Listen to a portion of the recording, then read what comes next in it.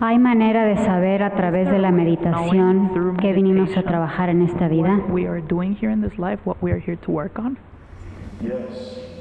Sí, y de hecho esa es una cosa muy buena que deberían ustedes empezar a hacer. Cuando entren en este estado de punto de conciencia, una de las primeras preguntas que deben hacer es, ¿qué debería estar haciendo? ¿Y estoy haciendo lo que debería estar haciendo? ¿Estoy aprendiendo? ¿Qué necesito? ¿Qué sigue? Ese tipo de preguntas. Pedir ayuda, pedir a alguien que los guíe, y si ustedes piden esa ayuda, puede que la reciban. A lo mejor no como una voz, puede ser algo intuitivo, puede ser una señal, puede ser algo que sucede, que ustedes lo interpretan y nuevamente no van a saber si son ustedes los que se la están imaginando o si viene de fuera, pero es algo que les puede ayudar a aprender. Hagan esa pregunta y la pueden hacer de muchas maneras diferentes.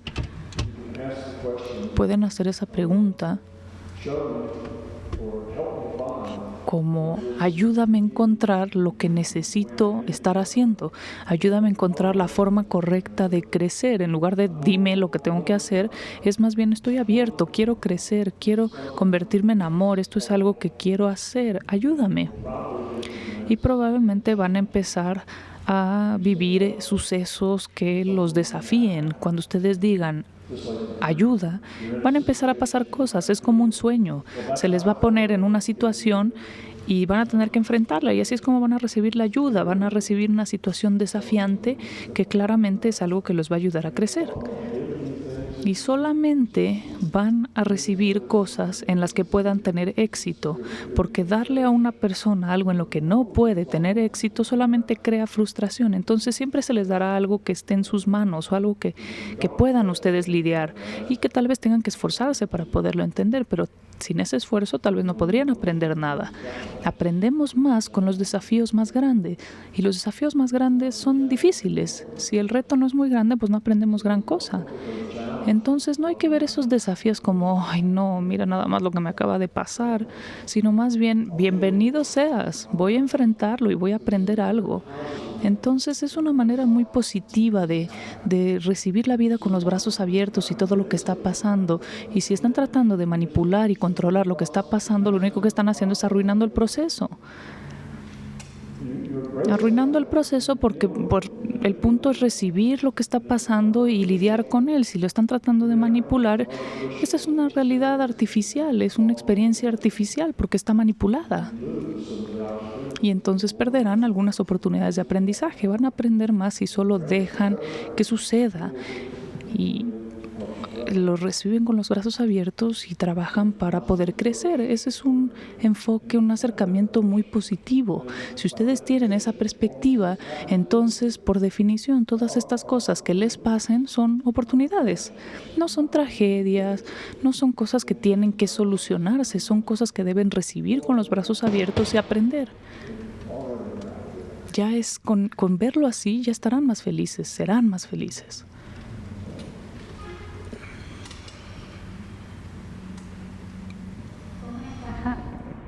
¿Cómo encaja el concepto de karma con tu modelo? ¿Qué opinas de la idea de que nada es aleatorio y todo es causa y efecto?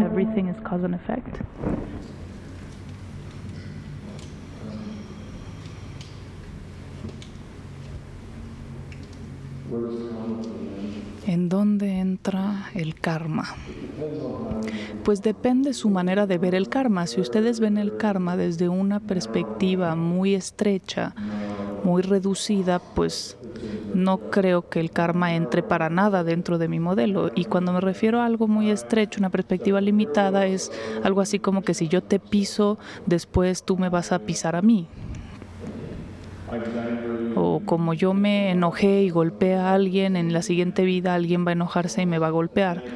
Es decir, cosas, digamos, idénticas. Tú creaste esto y después tendrás que vivirlo también. Eso es demasiado específico.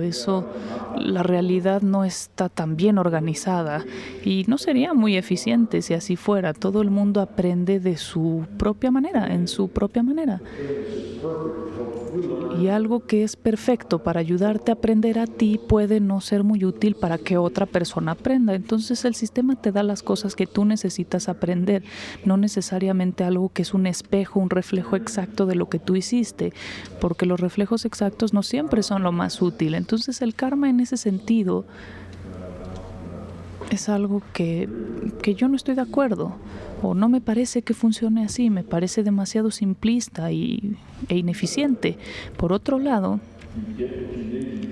eso de que todos recibimos lo que necesitamos y merecemos, esa es una perspectiva o un enfoque mucho más amplio del karma. Que recibimos lo que merecemos, por supuesto, absolutamente, eso es lo que pasa.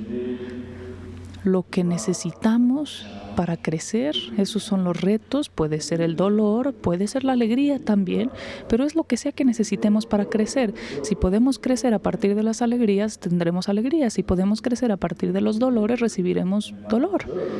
Y cuando me refiero a lo que merecemos, es merecer en el sentido de que te lo ganaste, lo mereces, te lo ganaste. Si tu ego es muy grande, si tus miedos son muchos, básicamente lo que vas a recibir va a ser mucho involucramiento con el ego y los temores, porque ese es el punto en el que estás. Esas son las lecciones que mereces, no en el sentido de que mereces como un castigo, sino merecer en el sentido de que pues eso es lo que se conecta contigo, eso es lo que se relaciona contigo y eso es lo que entiendes. Si eres un alma muy amorosa, con mucha gracia, muy compasivo, entonces las lecciones que mereces tendrán que ver probablemente con amor, oportunidades de ayudar a otras personas, compasión y ese tipo de cosas. Entonces, sí recibimos siempre lo que necesitamos y lo que merecemos, pero todo lo que sucede no es como parte de un guión, y creo que esa es la última parte de esa pregunta, o así es como la respondo. ¿Me podrías volver a leer la última parte solo para poder... La última parte de la pregunta, nada más para poder pensar bien mis palabras? ¿Qué opinas de la idea de que nada es aleatorio y todo es causa y efecto? Que nada es aleatorio y todo es causal. Muy bien. Pues la aleatoriedad es causal. No es que una cosa esté peleada con la otra. Todo es causal en el sentido de que tenemos un conjunto de reglas y el conjunto de reglas determina cómo funcionan las cosas aquí. Entonces existe la causalidad. Existe la causalidad en el sentido de que todos tenemos lo que merecemos y lo que necesitamos. Eso es causalidad. Pero también existe la aleatoriedad. La aleatoriedad porque cuando hablo de aleatoriedad no me refiero a la aleatoriedad matemática, no me refiero a la aleatoriedad pura. Cuando yo hablo de lo aleatorio, me refiero a cosas que son inciertas, cosas que no tienen ninguna causa que podamos rastrear. Existe una causa en algún lugar, pero no es algo que podamos rastrear e identificar. Es decir, todos interactuamos los unos con los otros, y como hay cientos y cientos de miles de nosotros interactuando los unos con los otros constantemente, suceden cosas que son imposibles de predecir. Y rastrear esa causa de que esa persona hizo algo que causó esto, y luego esto otro, y luego esto otro, 20 o 30 personas después te rebotó a ti, pues no tenemos manera de saber cómo inició eso, de dónde surgió. A eso me refiero con esto de que existe la aleatoriedad, de que pasan cosas porque resultó que estabas en ese lugar, en ese momento, y solo sucedió. Eso es lo aleatorio, y existen muchas cosas aleatorias. Nuestra existencia aquí no es un guión en su mayor parte. Aquellas personas que sí traen un guión son la excepción, no son la regla. La regla es que las cosas pasan y nosotros respondemos a ellas, lidiamos con ellas. Hay mucha incertidumbre. Entonces, bueno, la aleatoriedad sí es parte del conjunto de reglas. El conjunto de reglas tiene cosas aleatorias, suceden. Y con eso me refiero a que es determinista en ese sentido, pero no es la manera en la que las células funcionan a nivel biológico, nuestras células. la manera en la que la esperma y el óvulo se unen. Hay una gran cantidad de posibilidades estadísticas y de todas esas posibilidades hay un solo resultado. Eso es aleatorio. A nivel biológico decimos que no es aleatorio, pero ¿cómo realmente pasan esas cosas? Nadie sabe. Sí es un proceso biológico, pero los resultados no son deterministas. Suceden las cosas en el momento y eso hace diferencias enormes en nuestras vidas. Y después vivimos con esas diferencias. Entonces incluso el conjunto de reglas tiene mucha incertidumbre.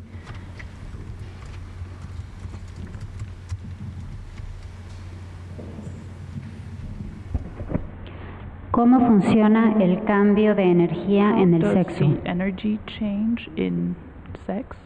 Sexo. In sex. Pues existe el sexo y después está el sexo. El sexo puede ser una expresión del amor y también pues hay un intercambio energético que no solo es maravilloso, sino que es a nivel profundo y fundamental. Pero también está el sexo, que es recreativo, o incluso existe el sexo forzado, y eso no tiene o puede tener un efecto muy negativo. Un efecto totalmente contrario al amor. Puede ser impulsado por el ego, puede ser impulsado por las necesidades. Y aún así puede existir una satisfacción biológica, pero no hay una satisfacción espiritual. Hay un vacío. Hay un vacío porque no había absolutamente nada de valor ahí. Hay un cambio, sí. Siempre hay un cambio, siempre hay un beneficio a raíz de dar. Y si el acto sexual ofrece y da, entonces hay algo grande que está sucediendo ahí, algo maravilloso que está sucediendo ahí. Y si el sexo es más bien sobre recibir y tomar, pues entonces eso no existe. Es sencillamente con base en el ego y en el temor, y es lo que es. Bueno, la biología sigue siendo la misma, el proceso biológico sigue siendo el mismo, pero el significado de esa biología y cómo funciona es totalmente diferente.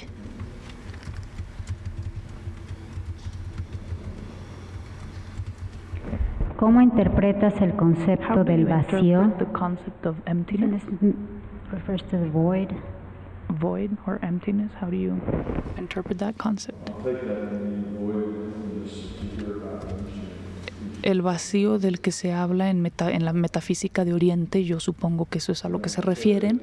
Y cuando yo hablo de que en la meditación podemos llegar al punto de conciencia, y que ese es un punto de conciencia de flotar en el vacío, en la nada, eso es el sentido de soy, yo soy. Eso es lo único que se obtiene ahí.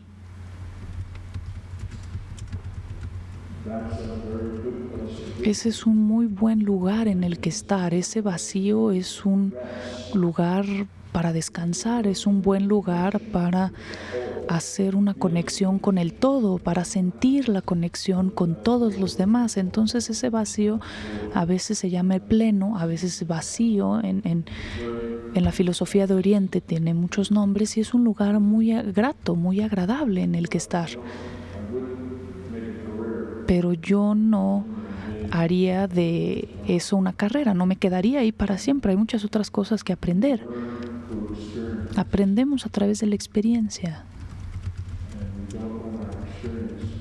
Y no quisiéramos que nuestras experiencias fueran descritas con la palabra vacío. Aprendemos haciendo cosas, aprendemos estando llenos de vida, conectando con otras personas. El vacío no debe ser un objetivo.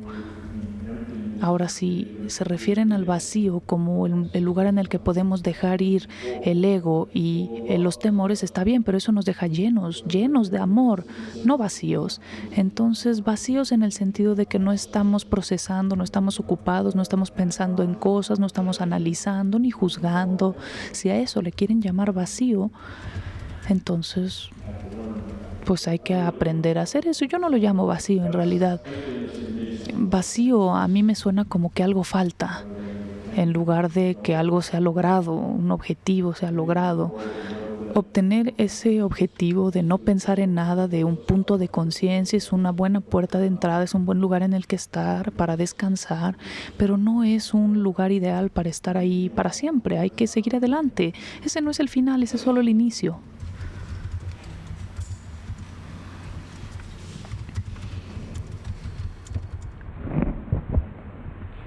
Si el tiempo para la gente que se muere no es lo mismo que para nosotros, ¿cómo es que podemos comunicarnos con ancestros?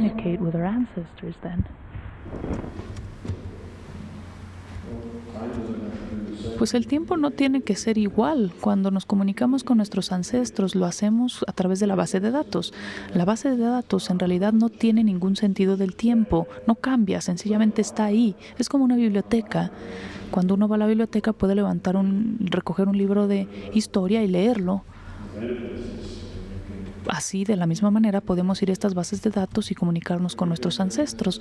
Todo lo que nuestros ancestros fueron, todos sus sentimientos, todo lo que sabían, todos sus miedos, todas sus esperanzas, todo lo que tiene que ver con ellos, está de manera muy precisa en esa base de datos. Y nosotros podemos comunicarnos con eso. Y conforme nos comunicamos con eso, podemos recibir una respuesta. Y esa respuesta tal vez esté en su voz, en su tono de voz, con su conocimiento, pero en realidad lo que nos está contestando es el sistema más amplio de conciencia.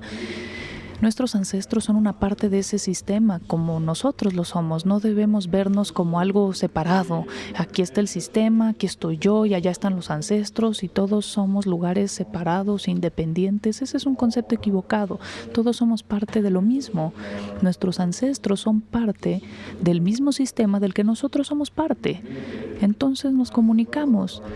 Y cuando yo hablo del sistema de conciencia más amplio, entonces, que es el que les está comunicando, ustedes podrán decir, no es mi ancestro. No, sí lo es, porque el sistema tiene la base de datos de todo lo que era tu ancestro, los sueños, sus deseos, sus miedos, y eso lo podemos recibir como un mensaje, nos lo puede comunicar a través del sistema más amplio de conciencia. No quiere decir que sus ancestros sigan peleando las mismas batallas o haciendo las mismas cosas que ellos hacían. Es una base de datos histórica, sencillamente está ahí y nosotros nos podemos comunicar con ella y podemos tener conversaciones y podemos interactuar con ella.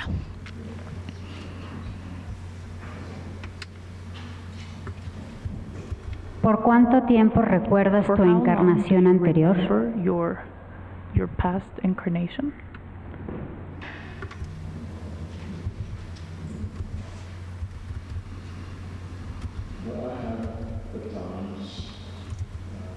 En ocasiones, en particular hace algunos años, cuando apenas estaba empezando a aprender, al igual que la mayoría de ustedes, yo decía, pues vamos a ver las vidas pasadas, qué divertido, me encantaría verlo. Tenía como estos mismos tipos de inquietudes y cosas que me atraían. Entonces yo analicé todas esas cosas, lo hice y sé que algunas de las personas que he sido y las cosas que he hecho las he visto, pero hace muchos años que no hago eso porque no es tan significativo. No es tan importante. Yo estoy aquí en el presente, evoluciono tomando decisiones, buenas decisiones con base en lo que me pasa a mí. Mis ancestros mis encarnaciones pasadas son parte de la historia. Hice lo que hice.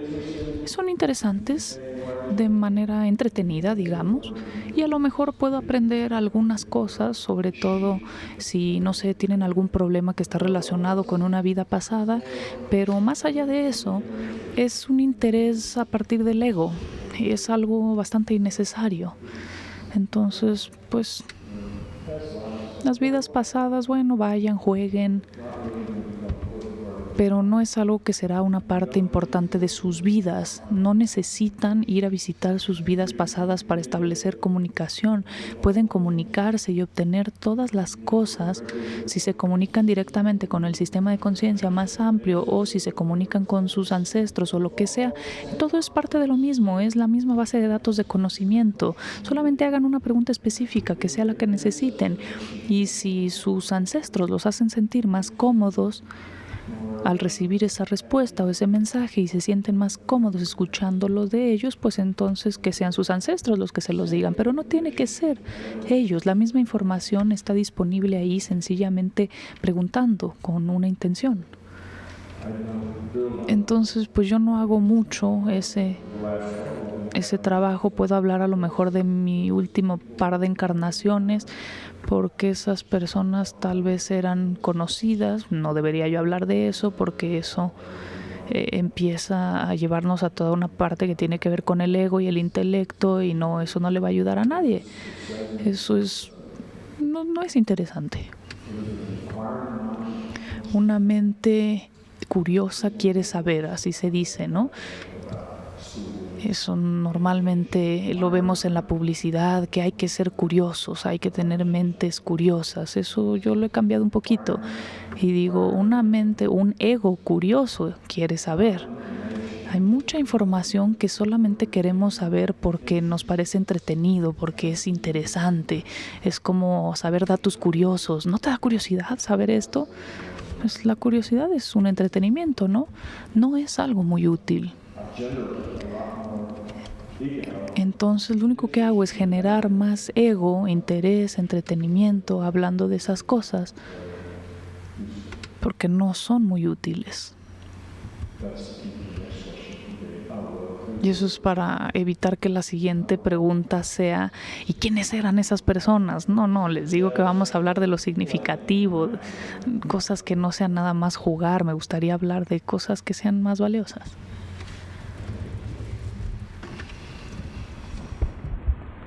Cuando soy muy positiva, siento que a veces puedo caer en el conformismo. ¿Eso está bien?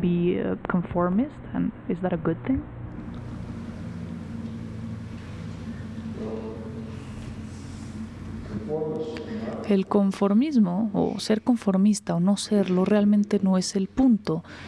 El punto es cuál es tu intención. Si la decisión correcta, si tu intención es tuya y eso es lo que quieres hacer y eso es lo que crees que es lo mejor y resulta ser que es lo que la mayor parte de las personas están haciendo y consideran que es lo correcto, está bien.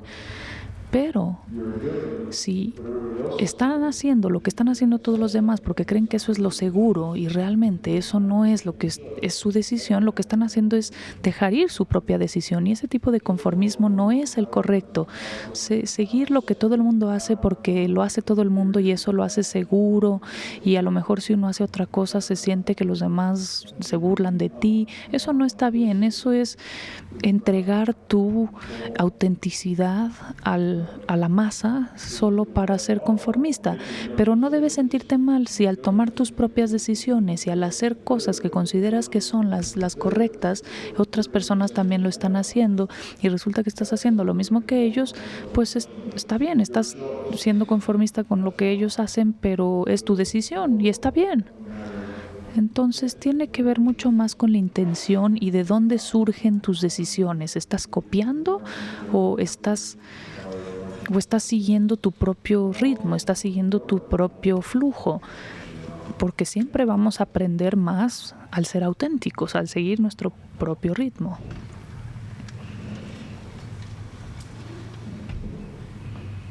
¿Cómo puedes empezar a practicar la telepatía? Start practicing telepathy.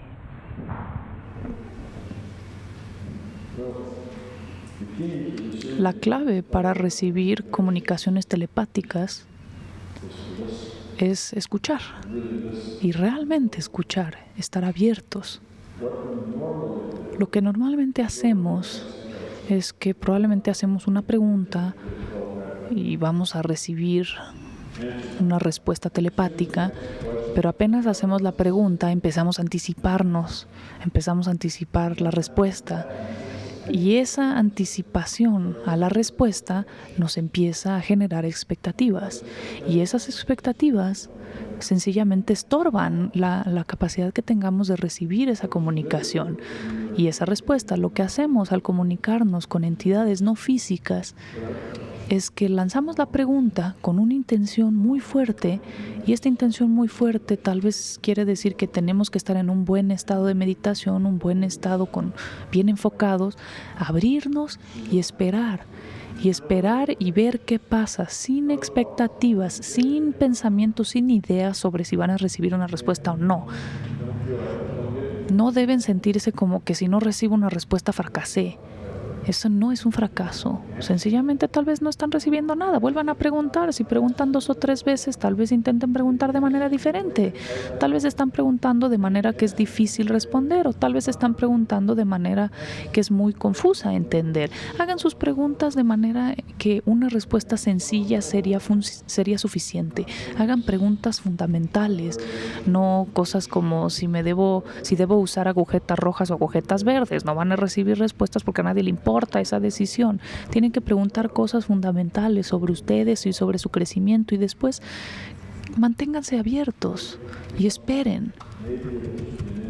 Tal vez reciban una imagen, o tal vez reciban una sensación de que saben lo que tienen que hacer, y no digan, oh caray, eso lo acabo de inventar o realmente pasó. Solo recíbanlo con los brazos abiertos y vuélvanlo a hacer, o tal vez pidan un poco más de detalles.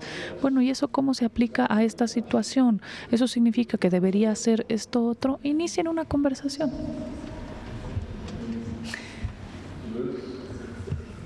No, it's okay. It's okay. Yeah. Oh, that's right. No, but it's okay. It's okay. It's okay.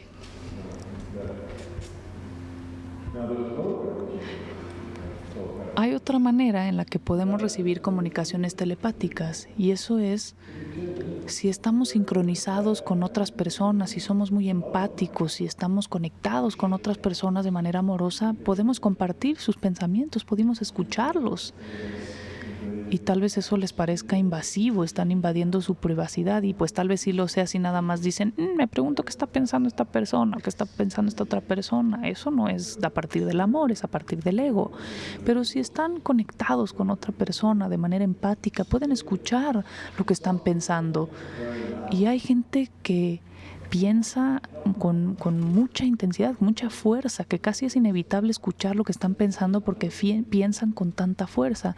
Lo único que uno tiene que hacer es sincronizarse, y ese tipo de telepatía generalmente lo escuchamos como palabras, porque están pensando con palabras. También podemos probar los sabores que ellos prueban, podemos sentir lo que ellos están sintiendo a través de esta conexión. Es casi como si nos volviéramos uno con esa otra persona, porque pues todos somos parte de lo mismo, todos estamos juntos, podemos unirnos y volvernos uno mismo con otra persona, escuchar lo que están pensando. Y de hecho eso es algo muy útil, particularmente con gente con la que no te estás llevando bien en un momento dado, porque puedes resolver ese problema. ¿De dónde viene esa tensión?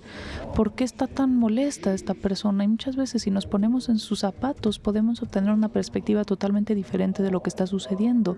Y no todo se ve igual que como se veía desde tus propios zapatos. Desde sus zapatos puedes ver qué es lo que está pasando, y a lo mejor pues no es tan terrible. A veces ayuda mucho, pero si lo haces en el sentido de curiosear y decir, voy a escuchar lo que está pensando, eso no está bien, eso es ego, eso es manipulación.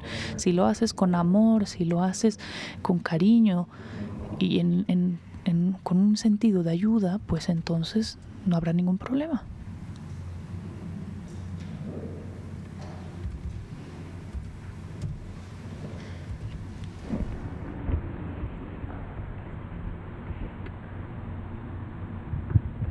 Tom, ¿podrías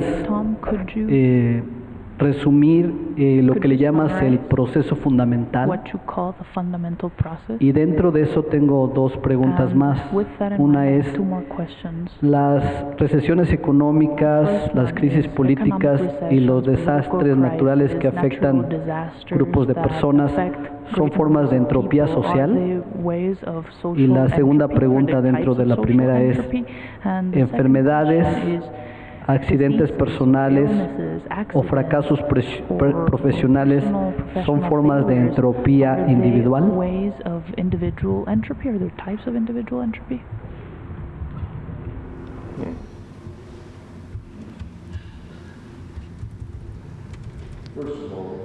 Primero que nada, hablemos del proceso fundamental. ¿Y qué es? El proceso fundamental es el nombre que yo le doy a la evolución.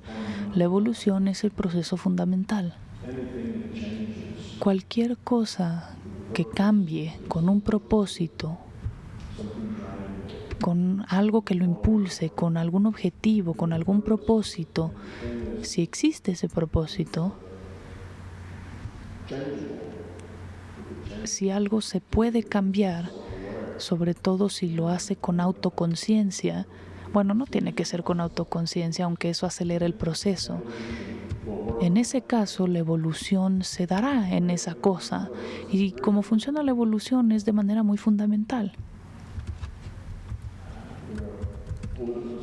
Los sistemas políticos evolucionan, la tecnología evoluciona, toda nuestra tecnología, cada dispositivo, aparato evolucionó en comparación con el dispositivo anterior y la comprensión que existía antes. Todo eso es una comprensión y es una capacidad que va evolucionando.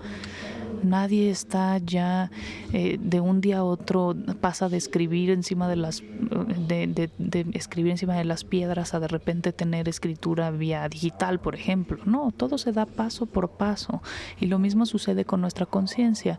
No es que de repente decimos, ay, se nos prende el foco y ya estamos iluminados. No, sí se pueden dar saltos grandes. Hay gente que lo hace, pero más bien son la excepción y no la regla. Y dan estos saltos tan grandes porque trabajan mucho, porque se esfuerzan mucho y todo ese trabajo, todo ese esfuerzo, tal vez le faltan algunas partes, algunas piezas, y en el momento en el que esas piezas las reciben y caen en su lugar, entonces se prende el foco y dicen, ahí está la respuesta. Pero no es un salto que se da de la nada, sino porque hubo mucha preparación, sino porque hubo un largo camino evolutivo hasta llegar al punto en el que estaban listos para juntar todas las piezas. La evolución entonces es fundamental. Nuestra cultura evoluciona, nuestros sistemas económicos, monetarios, financieros, todo evoluciona. La evolución implica que las cosas cambian, y si el cambio ayuda a su propósito, entonces se queda, se permanece. Si el cambio no ayuda, es negativo para su proceso, entonces se desvanece, desaparece. Y así es como funciona este proceso. Nuestra realidad es lo que llamo el fractal del proceso. El proceso es la evolución. Entonces, si tomamos la evolución, las cosas evolucionan, tenemos una información de entrada, después se lleva la evolución y hay una información de salida. Esa evolución de salida después se convierte en entrada, evoluciona y así es un ciclo continuo. Y entonces la salida de información se vuelve la entrada de información para el siguiente ciclo de evolución y así es como funciona. Es extremadamente fundamental este proceso. Hay otra palabra que podemos usar en lugar de evolución que es muy, muy actual, muy moderna, y es... ya se me olvidó cuál es esta palabra. Que básicamente si existe un potencial, a lo mejor conforme les platique me acuerdo de la palabra, si existe un potencial de que algo pase, solamente eso, un potencial, con el tiempo ese potencial cambiará de estado por la razón que sea, pues es un sistema complejo. El caso es que se verá un cambio de estado y ese cambio de estado puede volver a cambiar hacia otro estado y de manera espontánea, de la nada, podemos terminar teniendo estructura o podemos terminar teniendo algo. Y esto es algo que se ha puesto a prueba con las moléculas. Por ejemplo, si tenemos una gran cantidad de moléculas aleatorias, con el tiempo algo empieza a construirse, a crearse ahí. Y es exactamente lo mismo lo que sucede. Cualquier cosa que pueda cambiar va a cambiar. Y con el tiempo, sencillamente, por suerte aleatoria, va a cambiar hacia volverse más productiva, más estable y volverse algo más cercano al propósito, al objetivo, y después seguirá creciendo y creciendo. Entonces, y no se me ocurre la palabra. Algo, complejidad emergente, algo así creo que es. Algo que se descubrió hace unos 10 años y se volvió muy popular, como muy de moda, y después desapareció, que era básicamente una palabra que era lo mismo que la evolución. Creo que era complejidad emergente. Es decir, que si tomamos un sistema muy simple, se va a convertir en un sistema complejo por sí solo a través de la evolución. Esa era la primera parte de la pregunta. ¿Qué es la evolución? Es solo cambio. Y puede que sea cambio aleatorio, cosas que suceden de manera aleatoria. Y si son cosas buenas, permanecen, y si son cosas disfuncionales, desaparecen. O puede haber cambio dirigido. Hoy en día los seres humanos estamos en un punto en el que podemos comenzar a modificar nuestra propia evolución biológica. Podemos dividir genes, podemos tomar genes de un organismo e insertarlos en otro organismo, podemos clonar, podemos hacer cualquier cantidad de cosas que afectan nuestra evolución biológica, y lo podemos hacer a propósito, lo podemos manipular. No tenemos que esperar a que una nueva mutación cree algo nuevo y para que el sistema decida si funciona o no funciona. De hecho, lo podemos hacer, podemos modificar el sistema, podemos modificar el ambiente, al igual que podemos modificar el contenido genético. En ese sentido, la evolución puede ser muy intencional. O puede ser un subconjunto del sistema. El sistema financiero, por ejemplo, evoluciona. El dinero evoluciona. ¿Y cuál era había otras dos partes en esa pregunta? En español. Si, por ejemplo, un desastre natural que afecta a grupos es una forma de entropía social, y luego a nivel individual decía, si por ejemplo una enfermedad o un accidente puede ser una forma de entropía individual. Creo que a lo que te refieres con una forma de entropía social es que si esos desastres naturales interactúan o se ocasionan o se dejan de ocasionar por lo que está sucediendo con un grupo de gente, su amor, sus temores, ese tipo de cosas. Es decir, que si todo está interrelacionado, y la respuesta es que sí, todo está interrelacionado, y la manera en la que todo está interrelacionado es que el sistema de conciencia más amplio, que es el que está a cargo, que es una realidad virtual, puede hacer lo que le plazca. Entonces, conforme nos volvemos disfuncionales, conforme nuestros sistemas sociales se vuelven disfuncionales, puede llegar a suceder que algunos de nuestros sistemas naturales nos pongan desafíos para poder poner a prueba esa disfunción. Y puede ser que incluso algunos de nuestros sistemas naturales destruyan parte de esa disfunción. Conforme nos volvemos funcionales y las cosas están funcionando, vamos a suponer que que se da una destrucción natural, un terremoto, vamos a decir, a causa del conjunto de reglas que arruina nuestro juego, ¿no? Que parecía que ya íbamos bastante bien, que había evolución, que el amor se estaba construyendo. Pues qué mal momento para tener un desastre natural, ¿no? Por ejemplo, tal vez este desastre natural puede que nos haga más empáticos, más compasivos, más amorosos con aquellos que están sufriendo, o tal vez nos distraiga. El sistema puede ver eso y decir, bueno, ¿qué es lo mejor? Y como el sistema es quien dirige la simulación, puede ayudar a calmar eso, puede ayudar a aliviar un poco de esa presión tectónica, por ejemplo. No hay hacia márgenes que no se conocen. El sistema no puede llegar y sencillamente manipular cosas, sino que llega cuando hay suficiente incertidumbre como para que nunca se vea lo que se hizo. De otra manera, se estaría modificando la realidad. Entonces sí puede haber una interrelación entre nuestros pensamientos, nuestro estado de desarrollo y el mundo, pero no es necesariamente una relación de uno a uno. Nuestros pensamientos, nuestras ideas.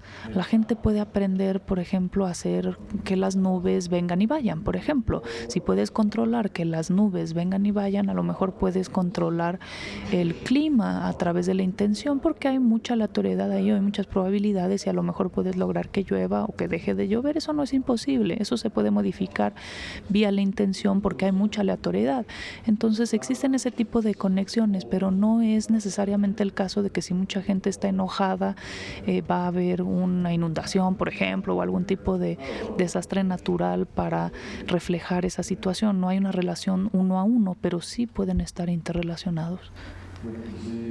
En cuanto a la enfermedad, nosotros creamos muchas enfermedades con nuestros pensamientos. Entonces, pues sí, si estamos en un entorno muy disfuncional o pensamos de manera muy disfuncional o tenemos mucho estrés, vamos a crear una enfermedad. Entonces, nuestras mentes están muy interrelacionadas con nuestra salud. Y por cierto, hoy me recordaron que no mencioné cuando estaba hablando de la salud el papel del ejercicio, y disculpa que me distraiga un poco, pero lo recordé. El ejercicio es sumamente importante, es muy bueno.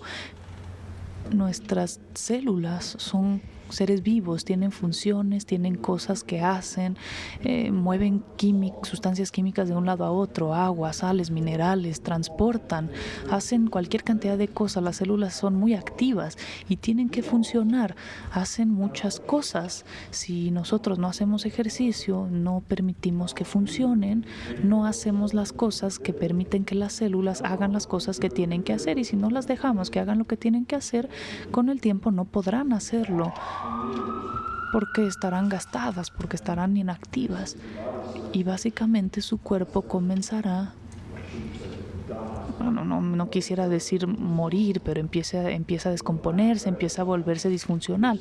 La falta de ejercicio, si nada más se la pasan sentados todo el día sin hacer nada, las células, el cuerpo no sabe si estás vivo siquiera, no sabe si necesitas energía, no sabe todas las cosas que necesitas, y pierde entonces su capacidad de producir esas cosas. Entonces debemos hacer ejercicio sencillamente para hacer que nuestro cuerpo sepa que estamos vivos y llenos de energéticos y de energía, y que necesitamos esa energía. Ese es el papel del ejercicio. El ejercicio sí hará que nuestros músculos sean más fuertes y que nuestros nervios sean mejores, pero ese es un derivado, un subproducto. Pero lo que hace es decirle a nuestro cuerpo que estamos vivos, que estamos bien y que necesitamos el apoyo del trabajo que realizan. No es nada más de perder nuestros músculos, sino de perder nuestra resiliencia, nuestra resistencia del sistema inmunológico. Todas estas cosas comienzan a deteriorarse. Es como un pedazo de metal que comienza a oxidarse, que ya no funciona muy bien. Entonces el ejercicio es precisamente lo que le dice a nuestro cuerpo que seguimos vivos, que necesita trabajar, que necesita protegerse, que necesita energía. Entonces, como les decía, los alimentos que comemos, las actitudes y el ejercicio, al igual que nuestros pensamientos, todo esto termina por determinar nuestra salud a nivel físico. Eso modifica nuestra salud.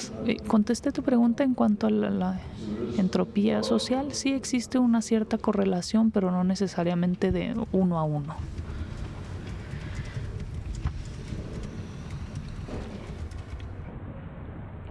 Hay veces que es beneficioso forzar a alguien por su propio bien, o es interferir en su crecimiento. Por ejemplo, llevar a un adicto a una clínica o a un adolescente a algún programa para la depresión. ¿Crees en las medicinas psiquiátricas para la depresión?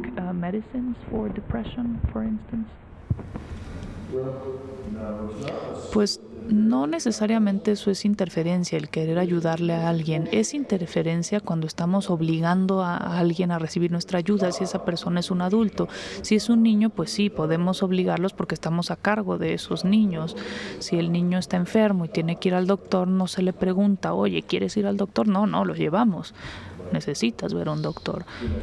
Pero si es tu vecino, por ejemplo, pues creo que sería buena idea preguntarle, ¿quieres ir a ver al doctor? Y si el doctor dice que no quiere ir a ver al doctor, a pesar de que lo necesita, hay que respetarlo y dejarlo ser. Entonces no podemos imponernos, pero sí podemos ir con el vecino y decirle, oye, creo que deberías ir al doctor, si quieres te llevo, tal vez una persona mayor que no pueda manejar o algo así, o te gustaría que cuidara a tus hijos mientras vas a ver al doctor. Se puede ayudar, a la gente se le puede ayudar, pero no debemos imponernos y obligarlos a hacer cosas.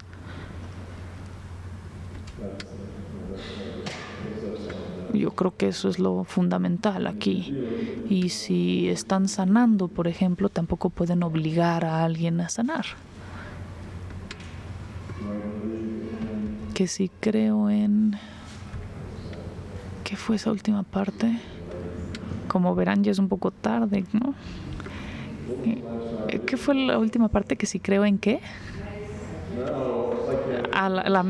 Los medicamentos psiquiátricos, sí es cierto que sí creo en los medicamentos psiquiátricos. Ha sido demostrado ya que un buen amigo que sepa escuchar puede tener un resultado tan bueno como un psiquiatra en muchas situaciones. Claro que depende del individuo. En ocasiones un buen amigo sencillamente no tiene el conocimiento para hacer lo que un psiquiatra podría, pero en muchas ocasiones solamente tener un buen amigo que se siente a escucharte es suficiente. Y se ha visto en un estudio controlado donde tomaron pacientes psiquiátricos y los llevaron por un lado con un psiquiatra y luego con otra persona que sencillamente era muy empática, y se dieron cuenta que aquellas personas que a veces solo hablaban con alguien más que era muy empático tenían tanto éxito en sus terapias, tenían resultados tan buenos como con los psiquiatras. Entonces, en muchas ocasiones un psiquiatra puede no ser de mucha utilidad, tal vez nada más le estén dando estructura a tu problema y etiquetándolo. Muchas veces, en lugar de escucharnos, los psiquiatras nada más nos dan recetas para medicamentos, y a veces sí ayuda, hay veces que se necesita equilibrar algún desequilibrio químico en el cerebro. Entonces, que si yo creo en eso, pues no lo sé, pero que si sirve, pues sí, a veces sirve. Ahora, que si afecta, a veces es malo, también a veces es malo. Es probable que nada más alguien, un escucha empático, pueda ayudar cuando alguien necesita, a alguien con quien hablar, a alguien que les pueda decir algo. A veces eso es suficiente. Y si no tienen un amigo así, pues pueden contratar uno en un psiquiatra. Claro que les costará bastante caro ese amigo, pero yo sé que hay psiquiatras muy buenos y también hay psiquiatras muy malos. Hay psiquiatras a los que vale la pena ir y que son de mucha ayuda, y hay algunos que francamente no lo son. Hace unos 20 años aproximadamente leí una estadística que decía que entre los 3 o 4 niveles más altos de suicidios a nivel de profesiones eran precisamente los psiquiatras. Y yo creo que el motivo es que después de un tiempo comienzan a dudar que realmente están haciendo algo importante y por eso se deprimen. Es como estoy realmente ayudando, estoy teniendo un efecto positivo, está sucediendo algo, porque como les digo, no se puede trabajar a nivel intuición, en un problema a nivel del ser o a nivel fundamental desde un punto de vista intelectual, porque no es un problema intelectual. Si pudiéramos nada más decirle a alguien que tiene una fobia, pues no le tengas miedo a las arañas, no te van a hacer nada, pues si tienes miedo a las arañas no te sirve de nada, porque eso es intelectual y tu problema no es intelectual. Entonces, la cura del habla, como la llamaba Freud, realmente no sirve de mucho, solo cuando se tiene un problema intelectual o racional. Eso significa que a lo mejor estás interpretando algo mal, que te falta información o que tienes información equivocada, pero más allá de esos problemas intelectuales, una conversación intelectual no va a resolver un problema fundamental. Si tienes un psiquiatra que entiende eso, entonces muy probablemente ellos interactúen a nivel fundamental mucho más que a nivel intelectual, y entonces van a poder ayudar. Los psiquiatras pueden hacer cosas muy buenas, pero también pueden costar mucho dinero y no ser mucho más eficientes que algún buen amigo.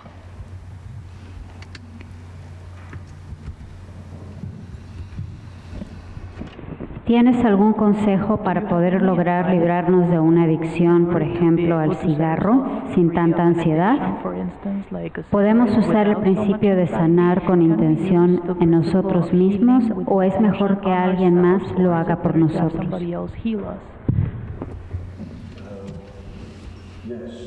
Sí pueden tener un efecto en la adicción y sí pueden trabajar en ustedes mismos y ayudar a sanar esa adicción. Pueden trabajar sanándose a sí mismos siempre y cuando puedan mantenerse desapegados de su ego. Siempre y cuando tengan ese desapego, pueden trabajar igual de eficientemente en ustedes mismos que en otras personas, pero hay mucha gente que no lo puede hacer bien sencillamente porque tienen demasiado apego emocional con ustedes mismos, es decir, que el resultado les importa, y si el resultado te importa, entonces no estás desapegado, estás íntimamente ligado al resultado y tienes esa expectativa, y si es así, entonces no va a funcionar igual de bien. Tienes que hacerlo y dejar que las cosas pasen, que sea lo que tenga que ser. Es mucho más fácil hacerlo con otra persona que con uno mismo, pero sí se puede. Ahora, si tienes una adicción como fumar, como el cigarro, yo lo que he encontrado es que la variable más grande ahí, más importante, es qué tanto quieres solucionarlo, qué tanto quieres dejarlo. Si quieres dejar de fumar, o si quieres dejar el azúcar, o si quieres dejar cualquier cosa a la que eres adicto porque crees que deberías, probablemente nunca tendrás éxito, porque eso es un proceso intelectual, es una decisión intelectual. Pero si a nivel del ser dices, necesito dejar esto es una locura, es malo, no tengo para qué fumar, me está causando daño a los pulmones porque soy un adicto, y es un hábito que también es espantoso para todos los demás, es malo para mi salud, nada bueno sale de esto, y no me siento mejor cuando lo hago, es ridículo, no lo voy a hacer ya. Si uno tiene ese tipo de convicción a nivel del ser, normalmente es fácil. La gente que fuma durante 20 años con mucha facilidad puede dejar de fumar y no tiene estos impulso de fumar, estas ganas de fumar, porque tienen ese compromiso a nivel del ser. Yo creo que es así. Pero la mayor parte de nosotros lo pensamos desde el nivel intelectual. Debería dejar de fumar, a mis amigos no les gusta, debería dejarlo, pero no es realmente una convicción a nivel del ser. Eso es un deseo, es algo que quisieran, es algo que a nivel intelectual consideran que deben hacer, y eso en general no funciona. Y entonces empiezan a tener todos estos síntomas de abstinencia, de necesito el cigarro, tengo que tenerlo, esa ansiedad, ese deseo, y muchas veces vuelven a caer y lo vuelven a retomar. Entonces lo mejor para poder aliviar una adicción es tener un compromiso honesto a nivel profundo, de realmente dejarlo, y no existe ninguna idea, ninguna noción en su mente de que van a fracasar y no lo van a poder hacer, y ni siquiera van a tener síntomas de abstinencia muy pronunciados, pero la mayoría de nosotros no lo vemos así realmente.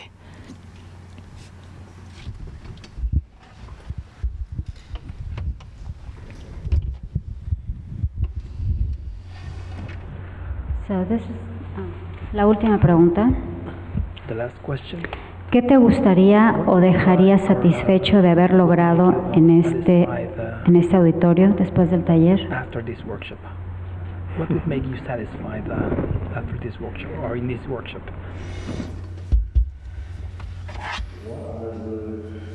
Lo que de verdad deseo, lo que realmente quisiera, lo que me haría feliz de este taller o de este tipo de talleres es que las personas encontraran algo de valor, que pudieran aplicar y que fuera de utilidad. Que alguien venga a mí y me dijera, ¿sabes qué? Esto es maravilloso, voy a cambiar la forma en la que hago las cosas, aprendí mucho.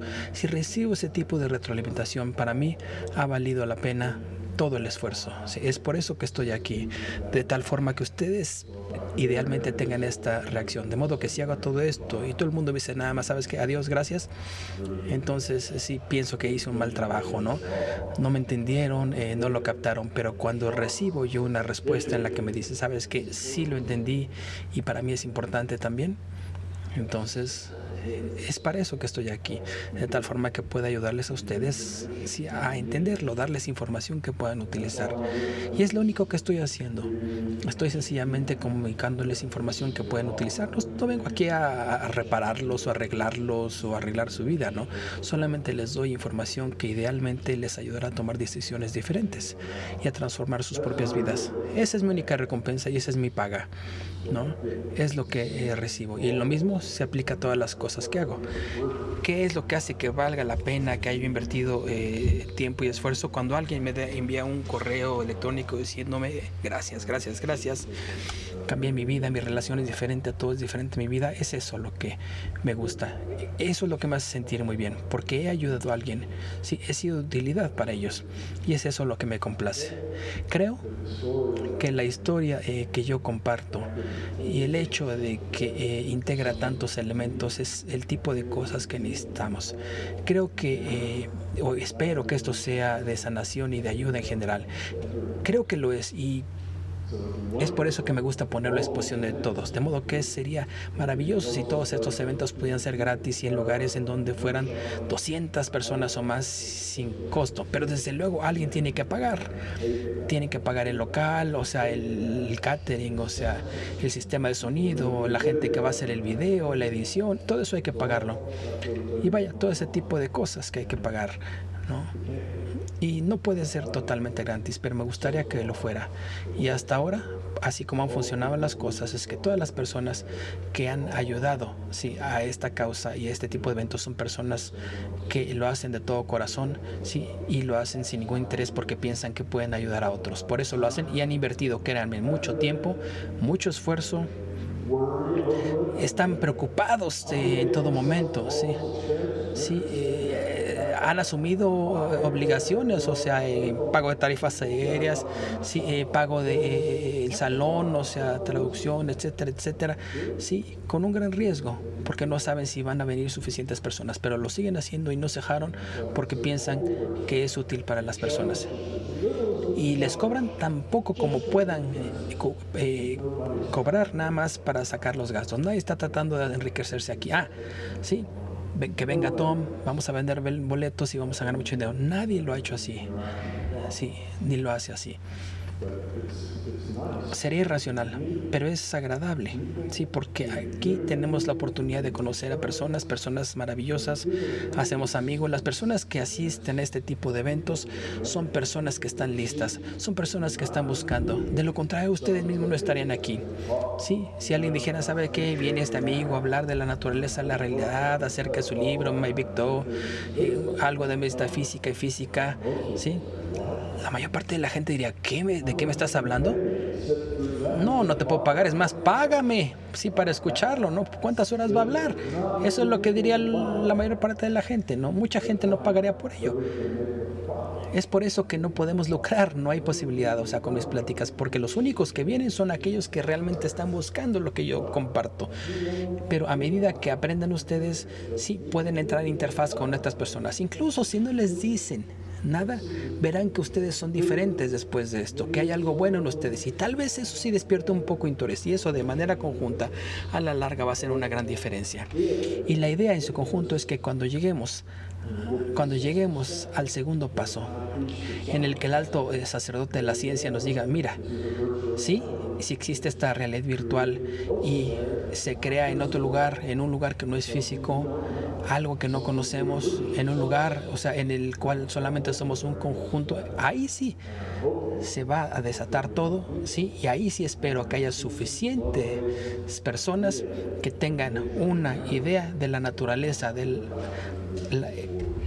la realidad, con una base de amor que no nos permita regresar, sí, a las edades oscuras, sí, diciendo, ¿sabes qué? Hay una mejor solución a lo que tenemos, que funciona mejor, de modo que a mí me gusta dar estas pláticas, pero sin cobrar, porque ese no es el objetivo. El objetivo es compartir, pues, y entre más compartamos este mensaje, mejor será, más personas tendremos. Y de ninguna manera estamos tratando de convencer a las personas de que creen algo, no les queremos vender nada, sencillamente estamos compartiendo información. ustedes pueden hacer con ella lo que quieran. Esa es la idea. De modo que me complace, sí, el solo hecho de saber que puedo estar aquí con Diana y las otras personas que ayudaron a organizar todo esto y que les dieron la oportunidad a ustedes y a mí de reunirnos para tener este intercambio. Las preguntas fueron maravillosas. Hablé con muchos de ustedes, o sea, durante los recesos, en las comidas y todo. Fue muy agradable. Sí, yo estoy muy complacido de estar aquí. Ha sido muy divertido para mí. Porque ustedes han sido divertidos y han prestado atención, les ha gustado, les parece interesante, están aprendiendo, han absorbido el conocimiento. ¿Qué más podría pedir? Es lo máximo que podría pedir, de modo que estoy muy complacido. Lo que me hace feliz es el hecho de que ustedes estén felices. Si ustedes están felices, entonces yo estoy más que complacido.